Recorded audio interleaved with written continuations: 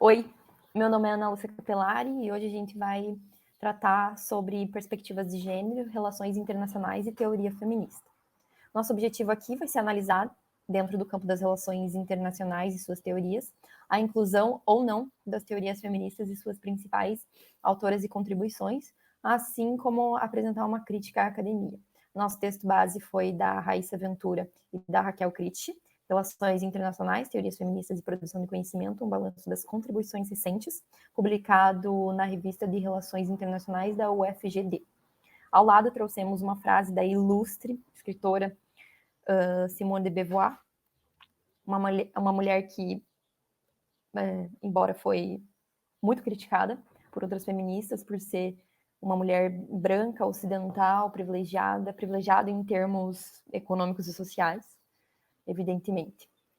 Bom, fazendo uma introdução, então, o estudo das relações internacionais, ele sempre se disse neutro e objetivo, e, portanto, não havia lugar para questões de identidade em geral e questões de gênero em particular. Sabendo que as construções históricas das teorias das RI se deu por perspectivas majoritariamente masculinas, tal qual as noções de fronteira entre estados, globalização, capitalista, militarização e até mesmo na criação de arquétipos de atores políticos, todos partindo de discursos patriarcais e justificado pelas teorias mainstream das relações internacionais. Bom, a escola feminista e as RI começaram a se aproximar somente a partir dos anos 80, o que já começou a gerar um desconforto a algumas autoras que criticavam isso, algumas autoras feministas como Anne Tickner, essa mulher ao lado. A professora afirmava que já existia um debate sobre o estudo de gênero dentro de diversos campos das ciências sociais em 1960. É preciso fazermos ainda uma contextualização até chegar na introdução das teorias feministas às relações internacionais. Ocorreu, então, dois primeiros movimentos muito importantes antes disso, que foi a primeira onda feminista, ocorreu no final do século XIX, começo do XX, onde as mulheres lutaram pela sua inserção na política e pelo sufrágio universal e direito ao voto. E a segunda onda feminista, que ocorreu na década de 1960, que denunciava as desigualdades institucionais informais e formais com o slogan "O pessoal é político". E foi a partir da segunda onda que a pauta feminista começou a ser introduzida na academia. Extrapolando o slogan da segunda onda feminista de que o pessoal é político, feministas nas RI afirmam que o pessoal é internacional, argumentando que as mulheres participavam, elas estavam inseridas nos meios de prática da política internacional.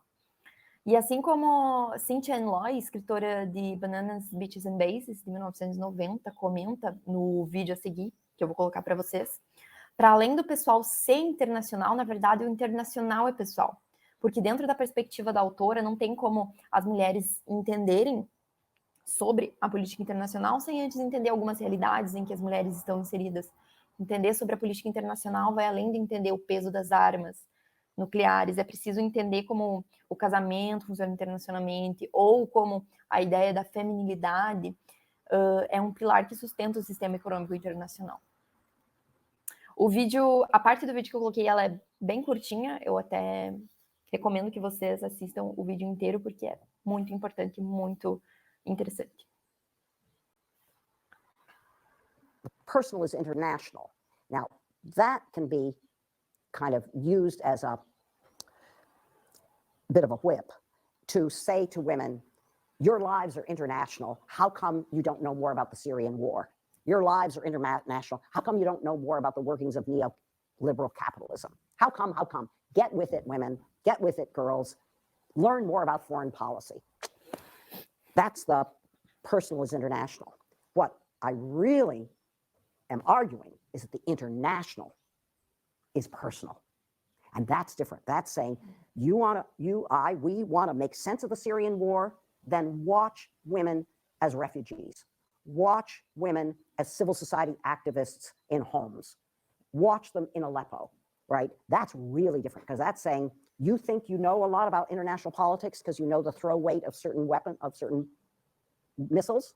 You don't really understand international politics if you don't understand how marriage works internationally, or how ideas about femininity are a pillar holding up the international global economic system. And that's a very different argument. So of the two, the personal is international. It's the international is personal that really is my kind of, hopefully, most upsetting kind of finding.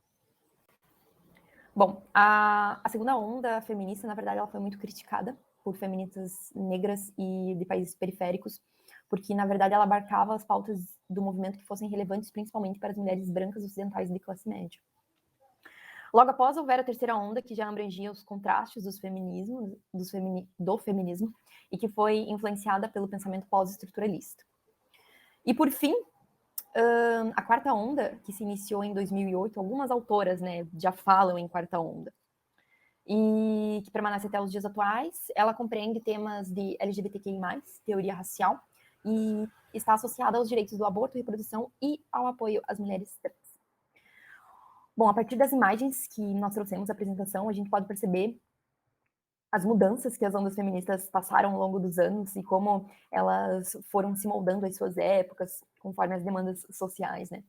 Eu trouxe, para explicar melhor, alguns movimentos mais contemporâneos, né? Como foi a Marcha das Vadias, que começou no Canadá, em Toronto, onde as mulheres protestavam contra a crença de que as mulheres que são vítimas de estupro teriam provocado a violência por seu comportamento ou pela sua vestimenta. Nenhuma a menos, em português, nenhuma a menos, essa do lado, foi um movimento de protesto contra a violência de gênero que se deu em várias cidades da Argentina, Chile e Uruguai em 2015 e 2016. Elas protestavam contra o feminicídio. E na última imagem mostra a manifestação das mulheres argentinas pelo direito ao aborto legal e seguro no país. A Onda Verde ficou conhecida por exigir direitos reprodutivos sexuais da mulher. Com isso, no final de 2020, foi descriminalizado, então, o aborto no país e se tornado lei, né? O que foi mais bacana disso foi o movimento, essa união das mulheres pela sua independência, né? Pela liberdade das mulheres, das suas escolhas, sobre seus corpos, como também a sua própria autonomia, né? Reivindicando direitos básicos. A organização do texto se dá por meio de tópicos, e dentro desses tópicos existem perguntas-chave. As respostas para essas perguntas-chave é o que vai garantir a progressão do texto. Além disso, as autoras escrevem de modo que o capítulo anterior, no caso o tópico anterior, vai servir de base para o tópico posterior. Assim, a linha argumentativa acaba sendo progressiva, ou seja, primeiro as autoras estabelecem alguns pontos, alguns conceitos-chave, e depois elas vão adicionando mais conteúdo a esses conceitos-chave e também a outras teorias. E vai dando forma ao texto, vai dando conteúdo no texto. Então, por exemplo, em um primeiro momento, elas apresentam para a gente o que é epistemologia feminista. E logo depois, elas colocam como aplicar essa epistemologia feminista nas relações internacionais, ou seja, como elas são aplicadas. Só que no primeiro momento, elas trazem o que é comum dos estudantes de relações internacionais, que no caso seria a teoria tradicional, a teoria realista. E elas trazem como a epistemologia feminista é aplicada na teoria tradicional, na teoria realista. E bom, é próximo, é entendível. Só que aí o que acontece? No próximo tópico, elas já desconstroem essa mesma ideia do Estado e tudo mais. Enfim, que vocês vão ver posteriormente aqui na nossa apresentação. E nesse segundo tópico, elas desconstroem essa ideia de Estado e apresentam novas ideias. No terceiro tópico, elas fazem exatamente o que elas fizeram com o primeiro. Ou seja, elas desconstroem tudo que foi construído no segundo tópico. E finalmente, você acaba, no final do texto, com a sensação de que você não sabe nada, você não entende direito. Mas é basicamente isso que o texto quer passar, que é uma ideia de desconstrução. Mas todas as teorias, no caso, são válidas. Então, as duas autoras tentam construir esse texto de forma a fazer o leitor questionar o tempo inteiro os seus próprios conhecimentos anteriores ao texto. Oi, eu sou a Ana Flávia e hoje eu vou falar um pouco sobre o encontro dos feminismos no campo das RI. Bom, primeiro eu vou começar com uma pergunta que as próprias autoras do texto colocaram, que é assim: o conhecimento produzido a partir dos pontos de encontro entre o campo das RI e os feminismos carrega potencialidades úteis à produção de explicações, à formulação de teorias e à elaboração de questões, problemas e métodos de pesquisa? Para introduzir esse assunto, as autoras começaram enfatizando no seu texto o que é o conceito de epistemologia feminista. Elas fizeram isso para introduzir os leitores de que maneira as perspectivas de gênero influenciam na produção do conhecimento que permeia o campo das relações internacionais. A partir da leitura desse texto, fica muito claro que a posição desvantajosa que as mulheres ocupam historicamente nos assuntos sociais, principalmente acadêmicos e políticos, fez com que essa perspectiva feminina, que compõe 50% da população mundial, fosse, de certo modo, excluído desse campo de estudos. E, consequentemente, foi negado às mulheres alguma forma de autoridade nessa produção epistemológica. Partindo disso, elas falaram sobre o encontro da epistemologia feminista com as RI.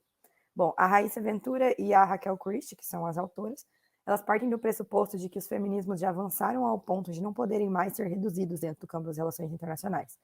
Então, na tentativa de mapear como essas agendas feministas já influenciam a produção do conhecimento político internacional, elas trouxeram 3 vertentes teórico-feministas que possuem certa coerência entre si.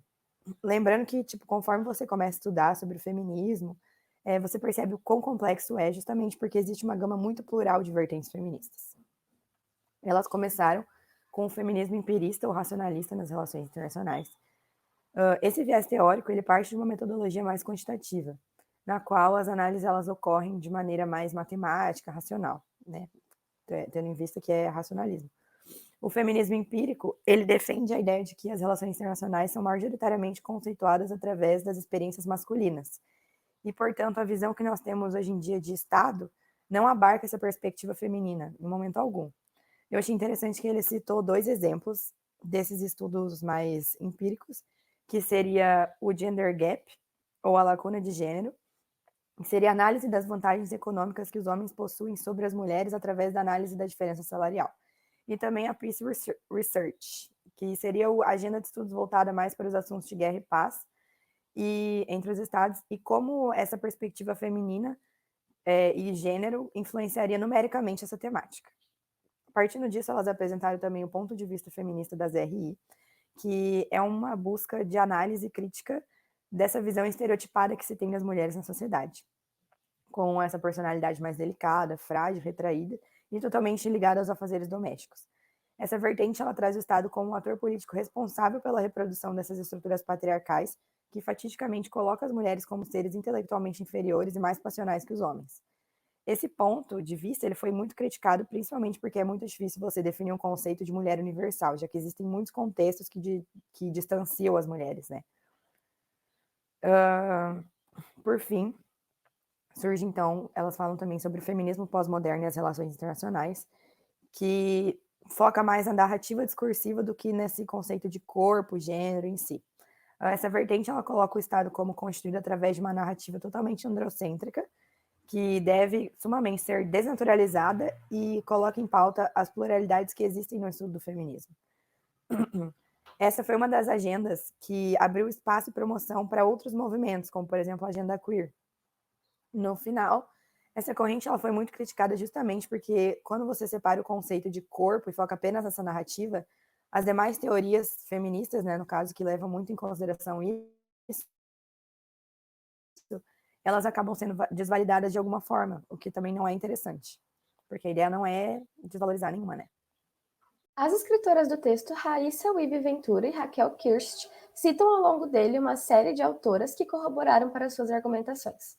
Diante disso, separamos nomes das principais contribuições para o texto para comentarmos brevemente sobre.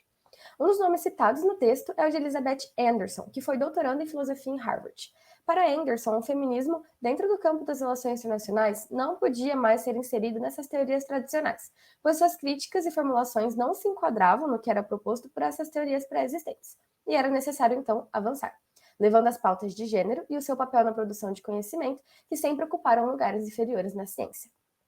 Nessa mesma linha de pensamento, as autoras citam a Cynthia Weber, que é professora de Relações Internacionais da Universidade de Sussex, e que concorda com este posicionamento proposto por Anderson, uma vez que ela entende que as teorias feministas causam um grande impacto e que essa discussão de utilizar-se do gênero como uma variável contribuiria muito para o campo das relações internacionais. Dentre as principais contribuições para esse texto temos a Sandra Harding, que propôs uma classificação entre as epistemologias feministas, evidenciando suas diferenças entre feminismo empirista, ponto de vista feminista, também chamado de standpoint, e esse conceito trata das classes oprimidas e sua produção de conhecimento. evidenciando que é necessária a produção do seu próprio conhecimento e não a inserção em um outro que é pré-existente. E também o feminismo pós-moderno. Seus argumentos com o avanço da teoria foram perdendo rigidez e foram questionados, por exemplo, por Robert Keohane, um cientista político neoliberal, que via que o feminismo compreenderia que os estados e o sistema interestatal são estruturas de gênero de dominação e interação. Para ele, o feminismo pós-moderno é composto por muitas tendências e foge de uma verdade universal, fazendo-se necessária uma revisão dos conceitos das relações internacionais sobre poder e soberania. As autoras também citam Judith Ann Tickner, uma teórica feminista anglo-americana das relações internacionais, que evidencia como a política internacional é feita por homens e voltada para homens, o que apaga as vozes das mulheres, uma vez que essa política é feita de forma empírica por eles e que ignora outras experiências humanas que podem abrir maiores caminhos para pensar sobre as práticas entre os estados.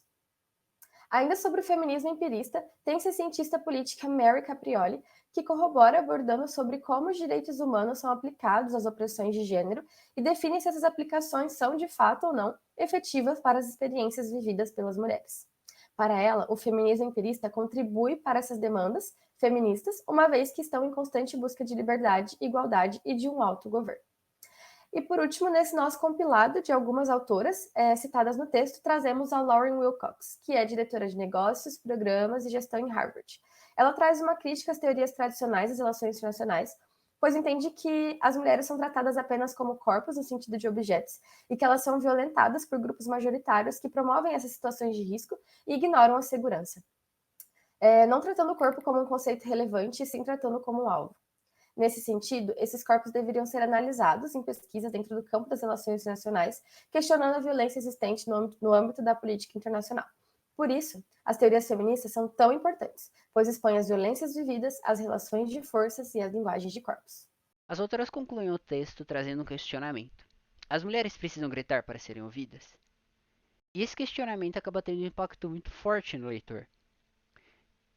Esse impacto, evidentemente, ele é produzido por conta da forma que o texto foi construído, em que a ideia anterior é sempre desconstruída e sempre desconstruída.